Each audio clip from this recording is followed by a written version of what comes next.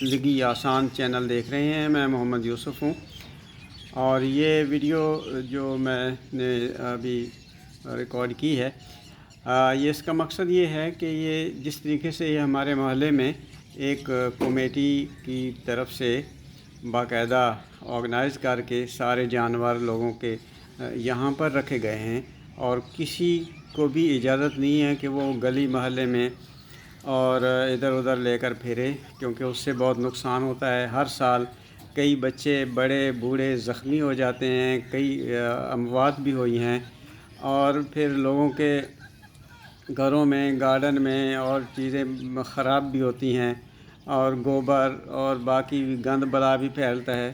تو ان سب باتوں سے بچنے کے لیے، ان سب سے صاف ستھرے رہنے کے لیے کہ دین نے ہمیں صاف ستھرا بھی رہنے کا سکھایا ہے، تو یہ بڑا صحیح طریقہ ہے۔ اس دفعہ نہیں تو سب ارادہ کر لیں کہ اگلی دفعہ سے انشاءاللہ ایسے ہی کریں گے۔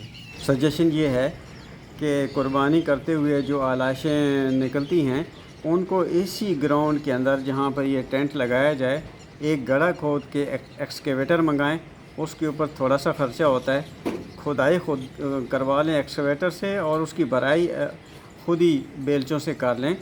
جب تھوڑے بھی مٹی اس پہ پڑ جائے گی تو کوئی مسئلہ نہیں ہے، اور اس کا فائدہ یہ ہے کہ آپ کو آلائشیں باہر جو اس کا اتنا بدبو پھیلتی ہے پورے محلے میں، پورے شہر جو ہے نا وہ گندگی سے بھر جاتا ہے، اس سے بچ جائیں گے، یا کم سے کم آپ اس کے وہ حصے دار نہیں ہوں گے، اس کے ذمہ دار نہیں ہوں گے۔